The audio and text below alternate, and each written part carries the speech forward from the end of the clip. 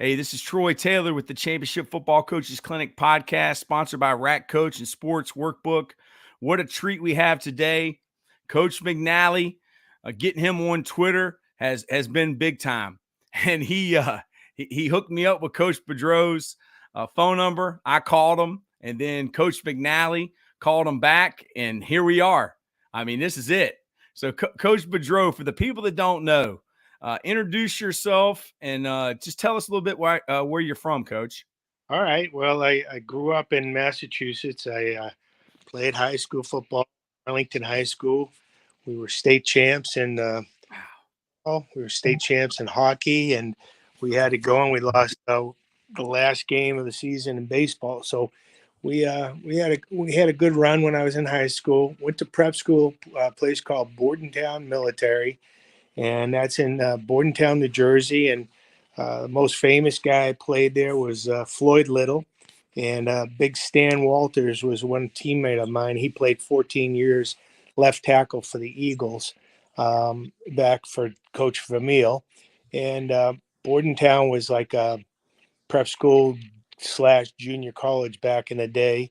And then I went off to Boston College and played there, went into high school coaching, and went back to BC as a graduate assistant, worked for my line coach, Ron Gunther. And then that's how I met Jim McNally. Mouse came in, and I was with Jimmy for 2 years.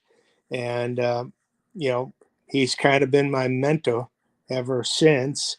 I went to Boston College. A guy named Jack Bicknell got the head job, and Jack was our backfield quarterback coach at BC. And I worked for Jack up at the University of Maine. And then I kind of went over to Dartmouth College, worked for Joe Yukika, who I played for at BC. And then I went to the Naval Academy. And from there, I got a phone call from Jimmy McNally. He said, "Hey, listen, there's a guy that wants to talk to you." And he just became the head coach at the Edmonton Eskimos in the CFL. And they just won 5 straight Grey Cups, which is like winning 5 straight Super Bowls. And I met the guy in Washington, D.C. at the Watergate Hotel. And we kind of hooked up, and he hired me, and I went from the Naval Academy, and I was up there for 4 or 5 years. And we had a quarterback named Warren Moon. Ooh. So we were pretty good back there. And then I was skiing one day. It was in the off season. I was up in New Hampshire skiing with the family, and this is back before cell phones. And I got my name called off the mountain, and I'm like, "Oh shoot!" I thought my kid hit a tree or something, because he took off. He was about 8-10 years old, and I didn't know where he was. So I figured, I'm going to go down there, and my kid's going to be plastered against a tree. And I got a phone message on one of those little pink slips, and it says, "Forrest Gregg, Green Bay Packers, wants you to call him." I called McNally up, and I said, "You messing with me?" Because we used to always do that when we were at BC, Joe called you and leave hey, Woody Hayes called. And we were always busting each other's. And, he said, "No, he's been trying to get in touch with you for a couple of days." And I can remember it was December 30th. It was my birthday. And he said, "What are you doing?" And I said, "Well, I'm up, Coach. I'm up here skiing with my family." And he said, "Well, I need to talk to you." He said, "I'm going to hire a line coach." I'm like, "Oh." I say, "Hey, Coach, I don't have any clothes but like ski clothes. I don't have a jacket or tie."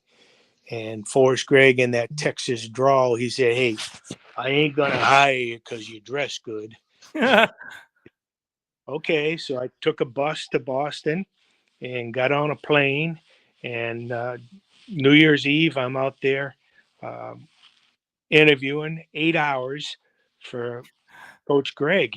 And he had to go to the bathroom or something. And I look up over his desk, and there's a big plaque with Vince Lombardi's picture on it. And it says, "Forrest Gregg simply is the best player I've ever coached." And I'm sitting there and I'm saying, I'm 20 something years old, but just turned 30 or something. And what the hell am I going to tell this guy? have him hire me. And for 8 hours, he got me up. He says, "Show me how to punch." So I'm like, "Oh." So I hit him. He goes, "Is that all you got?" And I'm like, so I hit him in the chest. I try to get him so I can make him just cough or something. And he goes, "Oh, that's a good one." And I'm like, "Okay." And he says, "Teach me how you teach run blocking." And he said, "Give me your drills." And we start watching film. And then I go back to my hotel and we meet up for dinner, and him and his wife. And I'm thinking, okay, this is going pretty good. And so the next day he brings me to the airport and he says, "Listen," he says, "I'm going to make the decision. Are you going to go to Mobile at the Senior Bowl?" And I said, "Sure." And he said, "I'll meet you there and we'll have breakfast."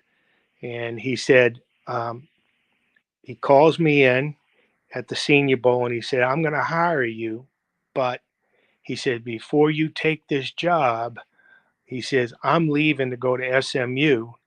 And he said, "I'm going to be the AD. They're coming off the death penalty, and it's my alma mater, and I want to save the program." He says, "But I don't want to hire you and you be a lame duck." So he said, "I'm not going to interview anybody else for the job, but I'm going to leave here in about a month." So I said, "Oh, geez." He says, "Is there anybody else, looking for a line coach?" And I had heard that New Orleans was. So he walks me over at practice to Jim Moore. He takes me by the arm and he says to Jim Moore, he said, "Hey, coach," he said, "I interviewed this guy for a couple of days up in Green Bay. And he said, I was going to hire him, but I'm going to SMU. I heard you're looking for a line coach. You got to hire him." And I said, "Oh." So Jim Moore takes my number. I go back to Canada. I get a phone call and he said, "Hey, I want you to come down." So I go down for another 2-day interview and I got the job. And that was in 1987. And I was in the league for 30 years. I was at New Orleans, I was at Detroit, New England, Miami, Carolina, Jacksonville, Atlanta, St. Louis, twice. And then we moved to LA. And when Jeff Fisher got fired, uh, I figured, okay, that's it, no more. And I hung it up and back in Boston, back when I was with the Patriots, about a mile down the road from my old house. It worked Wow. good. I had a good run.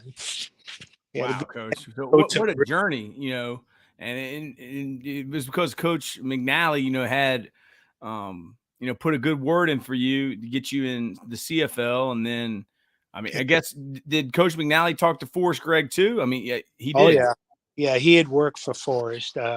Jimmy had got the job. I think he left Wake Forest to go to Cincinnati, and he had some slug at left tackle named Anthony Munoz. He turned Anthony into a Hall of Famer. Yeah. I, What was that? What were you telling me about? What's a good coaching point for I Anthony Munoz? told him, "How many times you say good job, Anthony?" I said, "That's a coaching point. Hey, Anthony, good job." And when I was at Detroit, we had Barry Sanders, so I was really running game. Everybody wanted to talk to me about the running game. So it's like when I worked for Jimmy Johnson, he used to say, "Hey, it ain't X's and O's, it's Jimmy and Joe's." And he'd always say after the draft, "I got you the fastest and the best. Now don't overcoach him and slow him down." Wow. Yeah, he was a good man to work for, Jimmy. And so you were with him when he was with the Dolphins, right, Oh, Coach? yeah, we were there. Unfortunately, it was his last year. I only worked 1 year for him. It was Marino, and he kind of butted heads. And it was funny because when he first got there, before I got there, he and Dan got along really well. And there was kind of a rumor that Jimmy was going to retire, and I think Dan actually convinced him to stay. And then something went sideways. Not to my knowledge, but Yes, it sir. it worked out. It worked out to where at least I got a chance to coach and block for Dan Marino and coach for Coach Johnson. Yeah, I mean, you said that he was a player's coach and don't overcoach him, but what was so good about Jimmy Johnson. Like I was a Redskin fan growing up, so I hated him. Yeah, But well, he's the best. he was tough. He was tough on the players, but he was fair. He was not one of those guys that would make and be fake. And the thing I remember about Jimmy is I'd sit in the back of the room. He very rarely spoke to the team during the week. He might have said something Monday after a game, and then maybe talk a little bit about the next week's game, and then very rarely would he talk to the team. He would always sit in special teams meetings. He would be around organizational meetings when they had to do things, but when he really spoke to the team.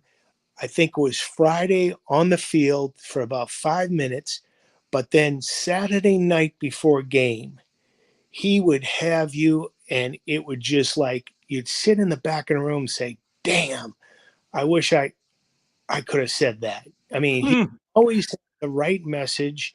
He would always have the right tone. And he wasn't afraid to bring other people in for inspirational things. I remember, we didn't practice back then. You could practice. They didn't have the rules they have now, where you can't hit. Every third day you can wear pads, and back then we had double sessions, and we were out in the heat in Miami. We didn't go off to Wisconsin or any place cold to practice in training camp. It was hot. I mean, we would come out of that locker room, air-conditioned locker room, and you could see the water just coming out of the ground, steam coming out of the ground from the heat. And we would practice. I mean, those guys were lathered up from the beginning of practice to the end. And he would just always be able to say the right things. And we were in training camp, and they were all bitching and moaning about the heat and practice and all that. And just like especially the third week of training camp, back then we had 5, 6, 7 weeks of training camp, and they're all pissing and moaning how hot it is and how tired they are. So he calls a team meeting, and he says, I heard you guys moaning and groaning about the heat, and he said, I got somebody I want to talk to you. And so everybody's sitting there, and he puts a stool up, and he puts another stool up, and he puts a Diet Coke on this chair and in walks this guy with no arms, and he's got a suit coat and a tie on and no arms. And he sits down in the stool, and he starts telling his story about how he lost, he was born this way, and how his mother had 9 kids, and one day she just dropped him and said, I'm not going to be around here the rest of your life, so you better learn how to do some stuff. So he proceeds to flip off his shoes, pull off his socks with his feet, take the can of Diet Coke, pop it open, put it between his feet, and start to drink it. And he said, things were hard. And just like yesterday at practice, things were hard for you, but you have to learn to cope with it. And he said, that's what my mama taught me. And the guys were like, holy crap. The next day, you didn't hear anybody bitching and moaning about the heat or the length of practice. I'm like, man, he brought this guy in, and he hit it right on the nail on the head, as far as, what the feeling and the mood and that team was at that time, and what they really needed. And it was amazing. I can't remember the guy's name. I remember he was from like the Illinois area, and he had, he's a motivational speaker, and I think he goes all over the country speaking, and that's how he makes his living now. Yes, But sir. it was amazing. It was amazing. But that was Jimmy. He knew when to say things, what to say, and he didn't overcook it. He didn't always talk to a team every single day. I've been with coaches, you just couldn't wait to get out of the room. You keep cringing when the guy opened his mouth. But Jimmy was not that way. Yeah. So, I mean, you work for Coach Mora. Who was the head coach of the Eskimos before the Saints, Coach? Well, we had this guy named Pete. Now, I have to ask my wife. Pete, I'll think of it in a minute. But he got fired after 8 games. Now I'm I'm 800 miles north of Montana in Idaho, and I'm like, I don't know anybody. I have no place to go if I can't get another job, and I'm like, what do I do? And we they brought in a guy who was doing our radio broadcasting, and his name was Jackie Parker. Now, Mm-hmm. Jackie was the Jim Brown of the Canadian Football League. He was the best player in the first quarter century of the CFL, and he was a running back, quarterback slash single wing. Actually, he played with Johnny Majors in high school in Tennessee. Mm. And he went to Mississippi State, and he got drafted in baseball and in football. And back then, back in the 50s, he went to Canada because he had a wife and a kid in college, and they actually paid him more money than playing in the National Football League, because when you're up in Canada, you play and you got a job. And so he worked in the oil industry in Alberta, and he was the best player in the history of the CFL for the first 25 years. And it was amazing, uh, how this guy just came in, and he had been a general manager and a coach after he got done playing, but he had been out of coaching, and all he was doing was radio broadcasting. And we went to the Grey Cup. My last year up there, we got beat by Hamilton in the Grey Cup before I went to New Orleans. But he had a quite a great run, as a player and as a coach. And what was that like being on a team with Warren Moon? I mean, he was just a He, phenomenal player. back then there wasn't a lot of black quarterbacks in the NFL. Yes, sir. He went up there for that one reason, so he could showcase his talents. And I remember we were playing in British Columbia. They had a dome in Vancouver, and right before the game, during warm-ups, he grabbed at his elbow when he was throwing a pass in warm-ups. And I looked down at his elbow, and it was the size of a grapefruit. He had broken a bursa in his elbow.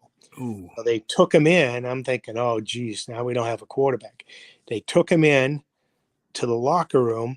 They drained his elbow. I don't know what else they did to him. He wound up throwing for over 560 yards that game, and we beat British Columbia. But he was an amazing player. He, up there, everything is fast, and everything, there's a 20-second shot clock, and you got to do everything. And this guy that we had was the original head coach from Green Bay. He wanted the quarterback to come up and call the defensive front, and I said, my center can do that. Warren doesn't care about if it's a 4-3 or 3-4. He just throw the ball, and we used to have time clock violations and all that, and he was just hamstringing the guy. So the soon as they fired this guy after the 8th game, Jackie Parker said to me, well, what do you think we should do? I said, well, first thing is Warren don't like calling the defense. So he said we could take that out of his hands, and and from there it was great. But we always knew that Warren, back then, it was in the late 80s, all of a sudden you knew they had just started the USFL, and his head coach named Hugh Campbell became the LA Express's head coach, and then eventually he became the Houston Oilers coach. And so when Hugh got that job in the USFL, we kind of knew that Warren was going to be a package deal with it. So he left, and we had this guy named Matt Dunnigan, who was out of Louisiana Tech, and he broke all of Terry Bradshaw's records in college, and he's in the Hall of Fame up there. And then we had Damon Allen, which was Marcus Allen's brother, and Wow. Damon I think he played until he was 40 something years old, and he's a Hall of Famer up there as well. So we had a great run of quarterbacks. We had 3 Hall of Fame quarterbacks when I was up there, and it turned out to be quite a good run. But then when I got this chance to get in the NFL, I'm like, well, that was one of the reasons I went to the CFL, and that's what Jim Moore told me when he hired me. He said, you could have been Bear Bryant's son. He said, I won't. He said, I had this guy named Vince Tobin, who was from the CFL. I had Jim Erkenbeck from the CFL, and they were really good coaches for me in the USFL. And he said, I had a lot of luck with these guys. They know how to coach pro ball, and I wasn't going to hire a young college coach. I didn't care where he came from as long as he had pro experience. And my first year up there in Edmonton was a shocker. I had one of my tackles. He was so old. He had kids that were teenagers. They used to babysit my kids. And the biggest shock I had in my lifetime is I came in at halftime in the first game I ever coached up there. And I start to talk and I turn around and everybody's lighting up cigars and cigarettes and they're smoking while I'm making the adjustments. I'm like, damn. I mean, this is in the 80s, coach. I mean, golly, man. I remember that Jim Leland used to smoke in the dugout for the Pirates. So yeah. Oh yeah. So I guess it was something people did. So Jim Moore gave you your first job. Was he the head coach your entire time with the Saints? Exactly. I was there 7 years. Yeah. And everything was no nonsense. What you see on TV with all the playoffs and all that. That was my life every single day. And the good thing is, my first year was 87. It was the first year they ever had a winning season in the history of the club. And they were so hungry for a winner. I can remember coming back. We played Pittsburgh, and it was a night, and we came and our ninth. It was the first time they ever had a winning season. So we had at least 9 wins, and that was the strike year. And we finished the year at 12 and 5. Actually, no, 12 and 3. And it was one of those deals where we came off the plane, and I don't know if you've ever been to New Orleans with the airport. It's called Boulevard. And we went down Boulevard.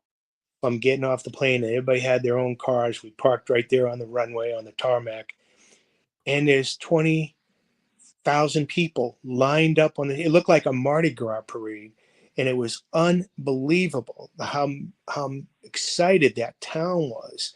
Good thing was I could go in a bar and never have to buy a beer. It was an unbelievable feeling. They were so hungry for a winner. And like I said, we were 12 and 3, and we came in second to the Niners back there because they had Joe and Jerry Rice. But the next year we won 13 games, and we were first in the NFL in the win column. So it was a great run. But Jim was.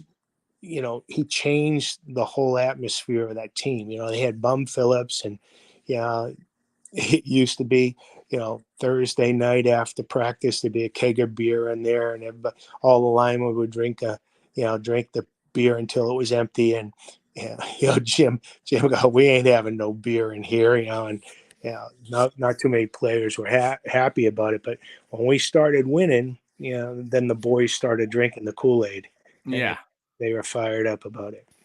And so then I guess once the Saints make a change with Coach Moore, you hook up with Wayne Fonts up in Detroit and get to coach Barry Sanders, coach. So what was that like coaching for Coach Fonts and then being around probably the greatest running back to ever play football? Yeah, Barry was one of a kind. He was one of those guys that he didn't care about records. He didn't care about stats. He just wanted to win. He wanted a chance to get to the playoffs. Unfortunately for him, there was always a rotation of quarterbacks. They had Rodney Pete, they had Eric Kramer, and all of a sudden they want too much money, or the club wasn't going to give them money, and then they go to Scott Mitchell, and it was it was like a turnstile of quarterbacks, and that was unfortunate. But there was always one constant, and that was Barry, and we were number one in the NFL in offense. We had one back. We didn't have a fullback. Barry didn't like to have anybody in his way, for his vision, because he wasn't very big. But the people we had, Tom Moore was our coordinator, and Tom was the guy that was Peyton Manning's coordinator all those years. He's still with the Bucks, isn't he? He's with the Bucks. Yeah, he's 85 now, I think. I asked him if he wants to die on the job. He goes, "Yeah." He says, "My wife Willie will get more money if I die on the job."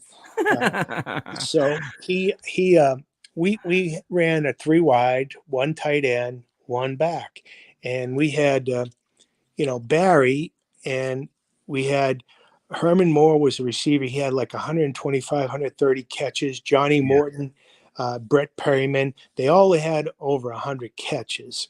And we had, we used to tell the receivers, hey, the only reason you guys are going to get open is people coming down to try to load the box to stop Barry. So you better block your ass off downfield to make this thing work. And then when they stop, when we start throwing the ball downfield, you're going to be more open. And they bought into it. They drank the Kool-Aid, and we, like I said, we were first in the NFL in offense, and we went to the playoffs, got beat a couple of times. We got beat Green Bay, one of those force out rules back then. It was you caught the ball and the guy knocks you out of bounds, and the side judge has to make a determine whether you would have been in bounds before you got hit. And we were clearly going to be in bounds, but they ruled us out of bounds. We lost the playoff game, and that was the year Green Bay won the Super Bowl and beat the Patriots. But but Barry was one of a kind. I would, one time everybody on the team had the flu, and he only had 40 yards and a half. And Sam Weiss is over there coaching, and they're running in the tunnel, and it's like they won the freaking Super Bowl. And it was like, so our guys are all getting IVs because everybody on the team was, had the flu except for Barry. And Barry goes out the second half. It was a Sunday night game, rips off 200 yards the second half. He finishes the game with 240. And that's Barry, and we were in a Monday night game, and in San Francisco, and he has 199 yards rushing. I say, "Hey, B, one more." I say, "It's only the beginning of the fourth." He goes, "Boo, I'm tired." He says, "You just want it because of the record." I go, "Yeah, you're damn right I do." He goes, "No." He said that. In fact, we actually had the offensive line, and they were really cheap, but every one of them offered $1,000 to Barry if he would spike the ball, and he wouldn't do it. Wow. He go, that ain't my style. And so he turned that, and Barry, he still has his first communion money. So he wasn't gonna, he just didn't want to do that. Come on, Barry, spike it one time. He goes, "No, that ain't me." No, give the ball act like you've been there before. Exactly. Was Mike Compton? Was Mike Compton on your offensive line? Yeah, he played for me in Detroit, and then he played for me in Jacksonville, actually. And Mike's tough old boy. He's coaching now up there either in Virginia or West Virginia someplace. UVA Wise, and he played at WVU with my high school coach for Mike Jacobs. Yeah, at WVU. I had a pretty good center at the time, so he was a guard for me. And then when I was in Jacksonville, my center broke his hand, so he played center for me there as well. And then he went to the Patriots in free agency. Yes, sir. He won himself a Super Bowl ring, which was great. Yes, sir. And I remember I used to have some of your tapes back then. We were the offensive line coach, for the Lions. I guess y'all ran like inside zone and outside zone, right. And everybody, talk a little bit about that. Being Barry Sanders' coach, and everybody wanted to talk to you about, how y'all do things. Well, the one thing about Barry is I always, in my coaching career, I didn't care who it was. I'd always find the best player on defense and the best player on offense. And I would always ask him questions. What are you looking at here? You know, I had Sam Mills in New Orleans. Ooh. Sam, what? How come you didn't go with the flow on this play? And he said, well, your guard did this and on this play, and Trace Armstrong was the same way. We want to run a naked boot on Trace, and he'd come up the field. And I said, how'd you know that? He says, because your tackle never goes elephants on parade, okay, unless it's a naked. And Mm-hmm. really? So then I started changing my tackle, and I just had him run like an inside zone, and he squeezed it, and then we ran the naked off it. He said, why'd you change it? I said, I'm not going to have you blow my play up all the time. But I always find a player and try to find the smartest guy and find out what he's thinking so I could counter it with some technique or a play. And we were in those situations where Barry would always say to me, "Hey, Boo, you move the down guys, I'll move the linebackers." And Yeah. so one of my coaching points, and you've coached it before, Coach. If you have two guys zoning, and all of a sudden one guy leaves and the other guy leaves for the linebacker, and Yeah. that's a tackle. He split the double without even doing anything. And I used to tell my guys, never leave the down guy until you see the guy coming downhill. If that linebacker is coming downhill, then you leave. If he's going sideways, stay together on this double team. And I would teach it that way. And I said, I don't want it being split, because I thought, oh, you thought, one of those deals. The only guy that leaves is if that guy's coming downhill through his gap. So if the guard's got his eyes, I had 4 hands on the down guy, 4 eyes on the linebacker. And that linebacker is got to come downhill for you to leave. And that's kind of because of what Barry said to me. You move the down guy, I'll move the linebacker. And we had a misdirection zone that I really kind of I kind of developed over the years, and I really ran it a lot in Atlanta, where you try to get the linebackers running, and it looks like outside zone, but it was really an inside zone cutback. It was designed to go to the backside A or B gap, but the first 2 steps, it looks like you're running the stretch play. And we kind of told the running back, hey, show your shoulders, make those shoulders go like you're going wide zone, and then on your 3rd step, you're going to hit the A gap on the backside. And we just basically shoved the down technique as much as you could, and never came off on the linebacker and let the linebacker, it's really good against a smart linebacker, because a smart linebacker is looking at the same thing. He's looking at the shoulders of that running back. He's looking at the departure of the quarterback. So if they open up, and we used to have our quarterback, we'd say, hey, you got to run a boot, like naked boot, like you got the ball, just to get your eyes on that backside defensive end. Yeah. So end doesn't come down the line of scrimmage. We want to come up the field to defend the boot. And the reason we developed it was we had Tony Gonzalez, and Tony was a great tight end. Yeah. And he loved to run routes and catch the ball, but he wasn't big on blocking. So I said to Tony one day, I said, listen, Tony, we can have you come down the line of scrimmage and try to cut off that defensive end, or you can come down the line of scrimmage and fake like you're going to run the naked and like you're going to get the ball, and you don't have to block the defensive end. And I said, what would you rather do? He goes, I'll run that naked. And I said, you run that naked as hard as you can and make it look, you flash just like you're going to run the naked, and you get that defensive end up the field, because that's where the ball was going to be designed to go, back at A or B gap. And we didn't need that defensive end squeezing. So Wow. it is when you have a tight end and he comes on the edge blocks and he tries to dig the guy out, the guy just squeezes it down. But if you have the guy come across, flash, and run a flat like he's running naked, that guy's going to come up the field if the quarterback sells it too. The quarterback comes up, his head snaps around, and that defensive end, he just saw that tight end flash across his face. So he's going to come up the field and play naked. Yeah, so the tight end, he's actually on the side that the outside zone's being faked. He goes across and runs into the flat. So then you got your bootleg, like your waggle off of it. Exactly. And the big thing with us is, I was always big on formationing. I would, we would run the same 6-7 plays a game, but we'd run it from 14 different formations, and we'd spend half our time developing formation. And then sometimes the week before, I would see what we were running some play action pass off of, just to try to do the same formation as the play action pass. But, you look at defenses sometimes, they always treat two receivers, a slot receiver is the same way. They're always going to play the same front.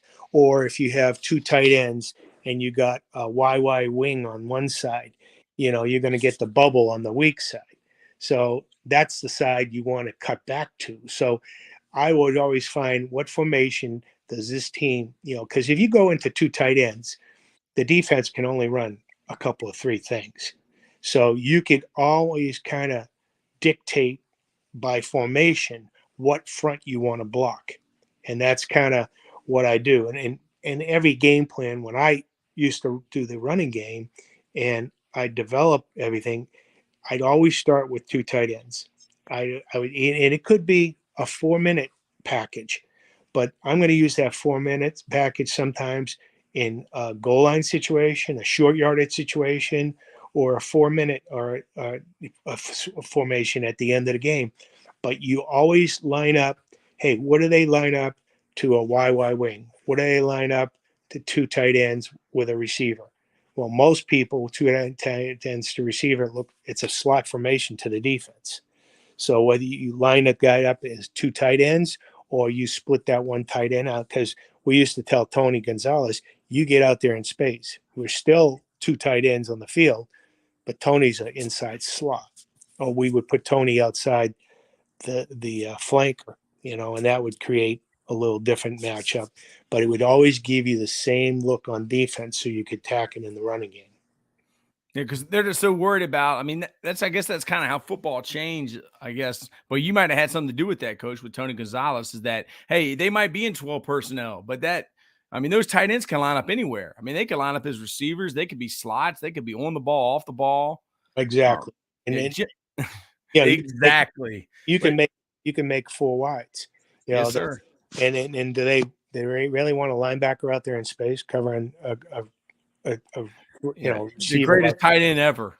Yeah, is you gonna treat him as a tight end? You're gonna treat him as a receiver? Yeah, and Coach McNally, he always says absolutely, and then if he's really feeling good, he throws in the F word in there. But Jim Tim is from East Stroudsburg. He lives up in it's up in New York somewhere. He's up there in upstate New York, and he said that we have had the greatest offensive line coaches ever. And Coach, yeah. Hey. I mean, we had Coach McNally, Coach Boudreau, and we had Coach Strollo. Jim Tim wants to know, he asked a coach on here, and he asked a question, hardest defense ever faced?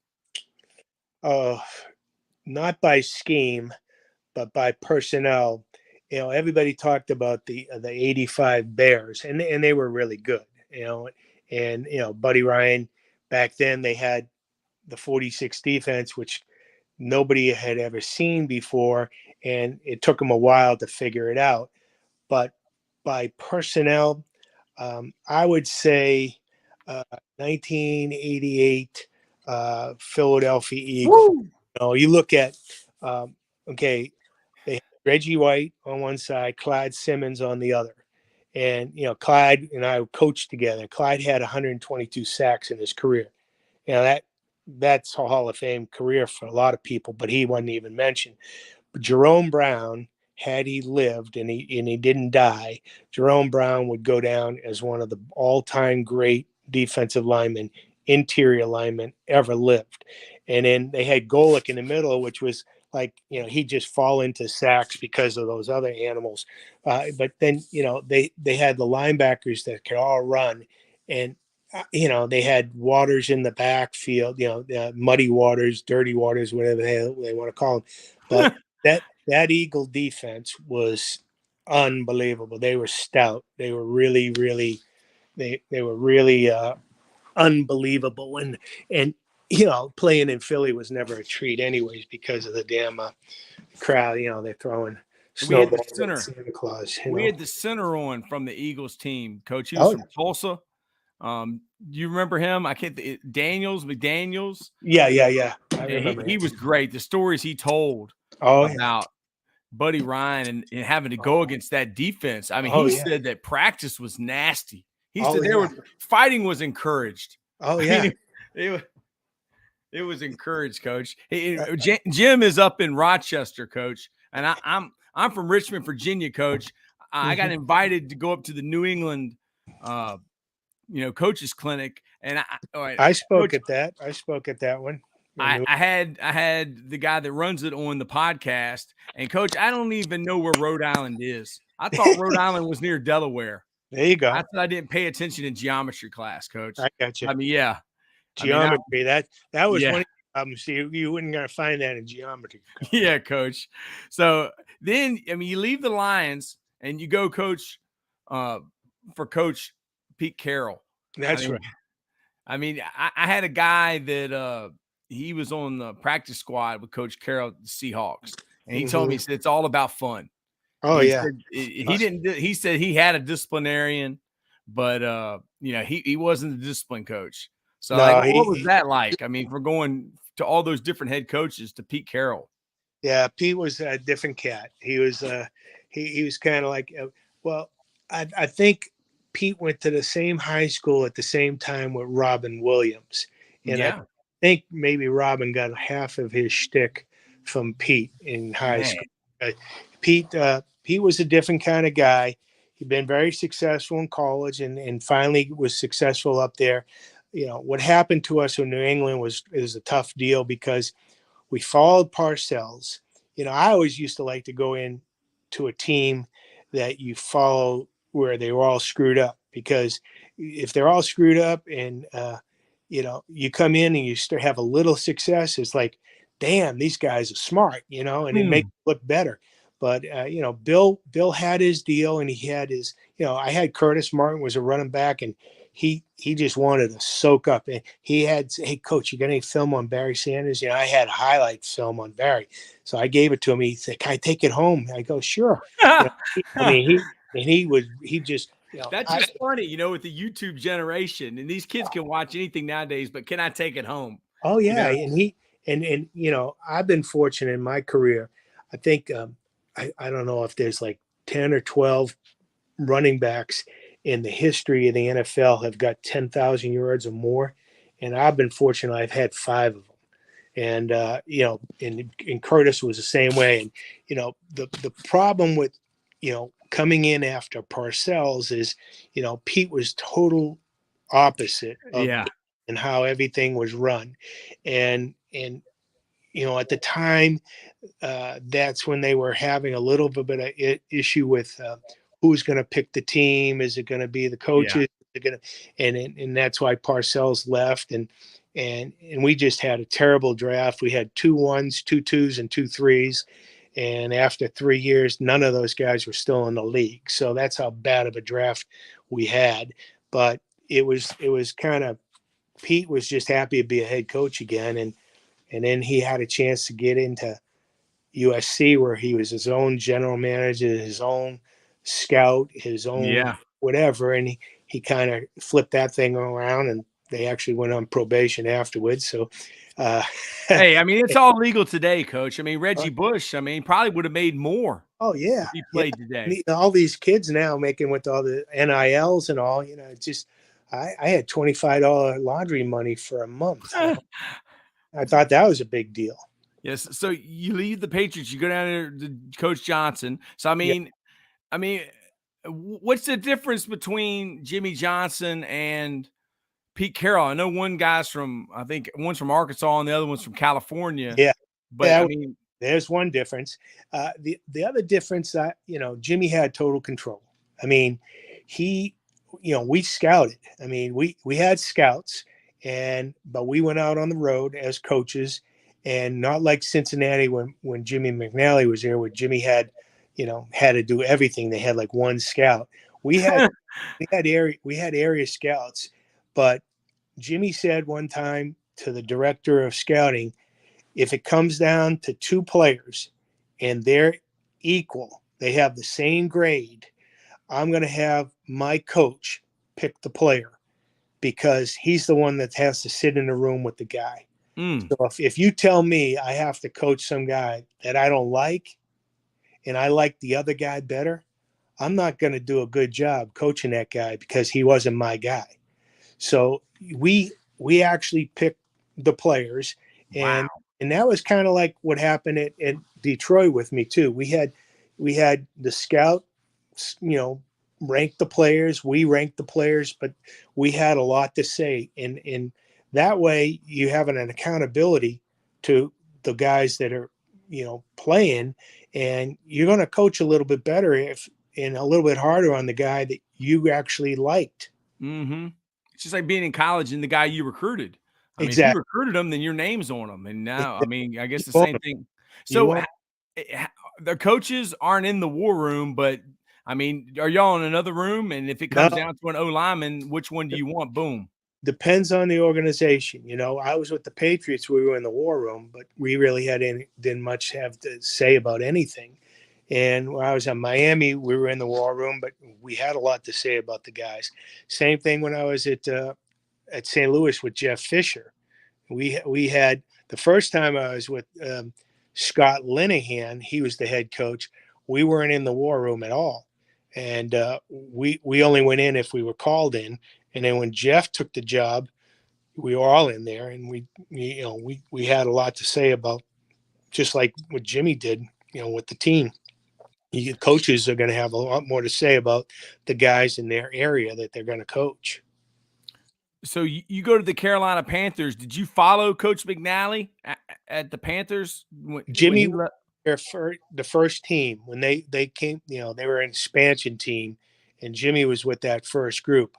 I had been after Jimmy, but I wasn't with the I wasn't the first group after Jimmy. I was with George Seifert, and George. He was a strange guy. He was on the West Coast, and he was with Bill Walsh, but he was a defensive coach all his life. He was a coordinator. He was a really good coordinator, but he always liked to tinker with the defense and the offense. And George was had a run in, I guess, with the ownership. I don't know what it was all about, but the rest is history when that happens. And then he got Yeah. he got fired, but Mr. Richardson, who just passed away the other day, he told the next coaching staff coming in that I was part of the deal. I was going to be the line coach. And I said to John Fox, "Hey, John, if I'm not your guy, I'm fine. Just give me a chance to get another job. Don't wait until the last minute and say, oh, by the way, I'm going to get another line coach and there's no jobs out there. I'm fine with it, John, if you want to go a different direction, but let me know." And John said, no, I want to keep you. And so, I stay with John, and we with George Seifert, we were 1-15. And that was a hard experience. That was a hard experience for me because, 1-15 ain't a lot of fun. And you figure, hey, you're going to be moving here shortly. But, when he brought John in, and John kept me, so I had an opportunity to work for Foxy. Yes, sir. And then you went to the Jags. So who's the head coach of the Jags then, Coach? Guy named Jack Del Rio, Oh, who yeah. I work with at Carolina. Carolina, he was our defensive coordinator. And we had followed Tommy Coughlin, and Tommy, did a great job with that franchise. And, he had been there 8-9 years or so. And I guess, things wear off. Everything's shiny and bright when you first get there, and it's a new team, and all of a sudden, they have a couple of down years, and away he goes, and he goes off to the Giants, and the rest is history. But I was with Jack, and then Jack decided to go a different direction. One of those deals, So I was man overboard. Yes, sir. So then you went to the Rams, and Fisher Scott, went to Scott Linehan. Linehan was the coach. Yeah, Scott Linehan, he doesn't get a lot of credit for being like one of the first guys in college, from what I remember when he was at Louisville, of being like a true spread guy, like spreading the field out. So, and he was young, wasn't he? How old was he? I'm not sure. I think he was in his late 40s was he? when he got the head job there. He was he had been at Dallas. He had been in Miami. I think he was with Nick Saban at Miami for that 1 or 2 years. And, I worked with Nick at the Naval Academy. Nick was a secondary coach, and Nick's pretty hard on his assistants, I guess. So he kind of wore Linehan out a little bit, but Linehan went up there, and we had an okay season for a couple of years, and then things just blew up, and he just went a different way. And I think he went over to Dallas after a couple of years and ran their offense for a little bit, but I don't even think he's in coaching anymore, to tell you the truth. Oh, Linehan's not? I didn't know that, Coach. Yeah, I think he was kind of I don't know what they call those, analysts or something. Yeah. A couple of years ago at Missouri, but I don't think he's there anymore. I don't think I don't think he's anywhere anymore. Yes, sir. Talk a little bit about being at the Naval Academy and Steve Belichick being there. Belichick, he was the greatest storyteller ever. I mean, he was, he did all the advanced scouting, and the only game he actually was at was the Army-Navy game. He would always go on the road. If we're playing Virginia, he was going to be in Virginia. The next week, he was going to be at Air Force Academy if we're going to play Air Force. But he actually kind of coached our punters and some special team stuff while we were there. And the greatest, I mean, I loved him. He actually told me, and I think it was Nick and a guy named Bobby Morrison, coach in Michigan. He said, "Hey, we're playing Army, and we were in Philadelphia." He said, "I want you to come out early with me." He said, "Forget the team bus, come out."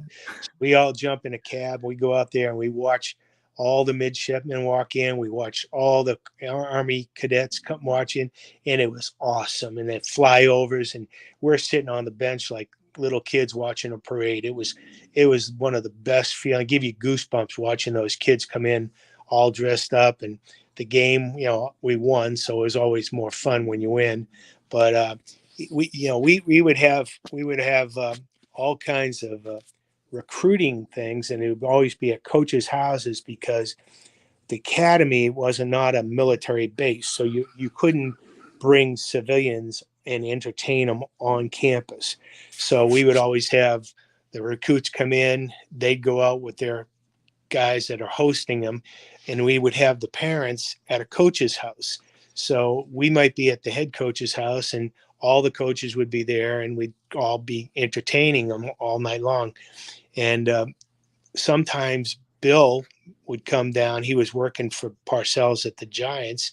He'd come down on weekends, and he'd come to some of the recruiting meetings with the parents. And so one day, Nick and I and a couple other coaches were sitting there and say, "Hey, when did you adopt Billy?" And Steve was going, "Jesus Christ, what are you talking about?" And we saw him at the party last night. He sat in the corner. All he did was stare at people. He said, "No way you're related to that guy." "Yeah, you're boy. I didn't adopt him." It's like, I said, "No way. There's no way you're related to that kid."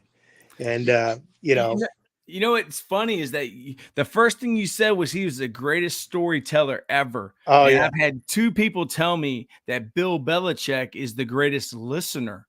Oh, yeah. Ever. Yeah. So doesn't that make sense that his dad was the storyteller and he was the one listening, taking it all in? I'll tell you, if there's any young coaches watching this thing right now, they did a piece on it was actually on Belichick. but he had visited up in Detroit. He had worked at the Detroit Lions way back as like back before they had quality control coaches, and the guy he worked for, oh, it's escaping me now. Starts with an M. Yes, It's and not Mariucci. It's no, the guy actually worked at the Naval Academy too. Anyways, Bill worked for this guy, and this guy was in his 80s or his 90s. He's since passed away, and Frank Navarro, is it? I'm thinking of his coach when he was with the Colts. That's who I'm thinking of, Coach. Yeah, I'm not thinking of the Mark Lions. Chabrota. Yeah, and he was at the Colts, and then he went to the Detroit Lions. So he visited Coach Mark Chabrota, and they got to talking, and then Coach Mark Chabrota started talking about Bill, and he said, and he made him a tight end coach because he said, I brought him in to break down film, and he said, the one thing, and every young coach should take heed to this, one thing about Bill that I always remember is he would always come in, he'd sit in the corner of the room, and he would listen to everybody. And he said that's rare because, I've been on that Hard Knocks show, and every single young coach, they want to get on the tube. When that red light goes on, everybody got to talk. And it's like, you got to just sit in the corner, you listen, you soak it in.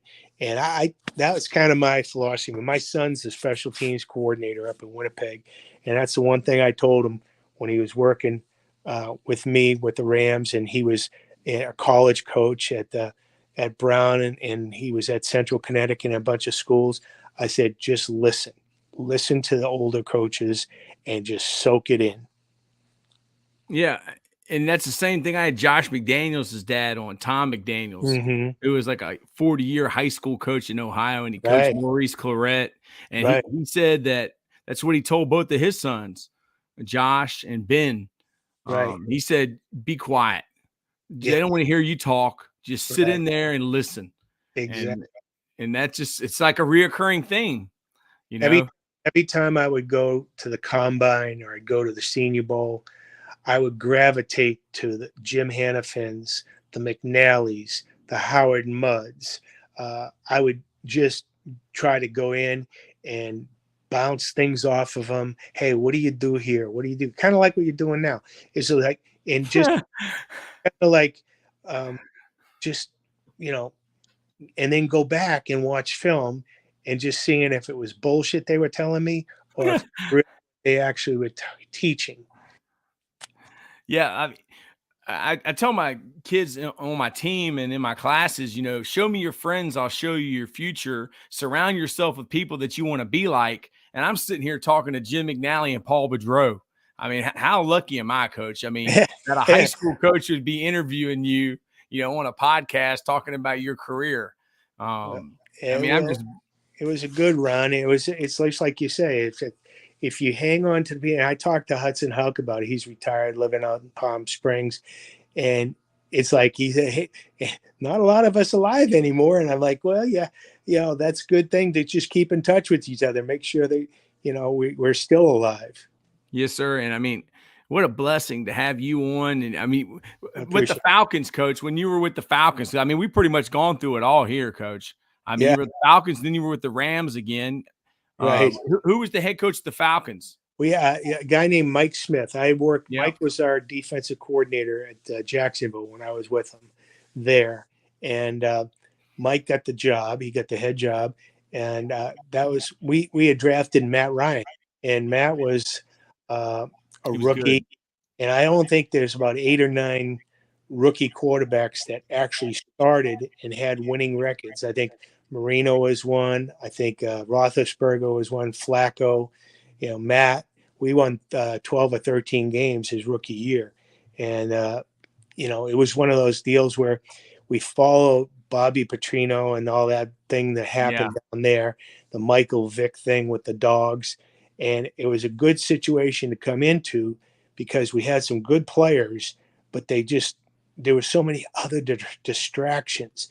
And that's when we brought in Tony Gonzalez. And then we brought in some guys. We had Michael Turner, and Michael, as long as we kept him away from the cheeseburgers, he was a running back that I knew was going to get 1,500 yards at least rushing. And he was one of those guys that we ran the ball. We gave Matt some no huddle stuff, and we gave him 3 plays. And we said to him, run it left, run it right, or throw it. And this is the protection we want to use. And that's your RPO right there, Coach. Exactly. But back then it wasn't fancy name like RPO. Yeah, that's it.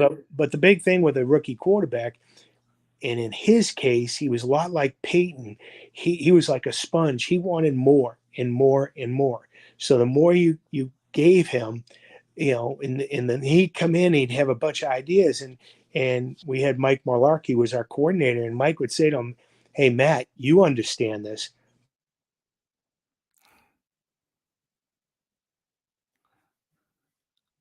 And we would develop in the no huddle, and I'd just let them come up with the code words they wanted.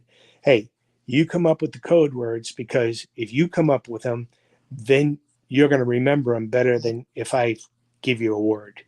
And they were kind of they bought into it, and they had a lot of fun with it. So, Coach, we've been talking for over an hour. We went through your whole career. I want to get you back on and talk some technique, some X's and O's.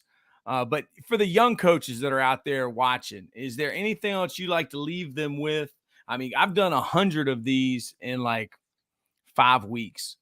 I mean, I've been so lucky to talk to some great coaches like yourself. Like, what would you say to the young coaches out there that want to move up or want to learn? I'd say this. I learned this at the Naval Academy. I had a head coach, Gary Tranquil, and Gary worked at Ohio State with Woody when Woody punched the kid on the sideline and the whole deal. And he worked UVA too. He was at UVA, and he worked for Coach Welsh, and he got this from Coach Welsh. And if there's an individual period, work on individual stuff. Don't work on scheme, because especially in the NFL, we got so tied up in plays and try to outdo the next guy and do this and do that.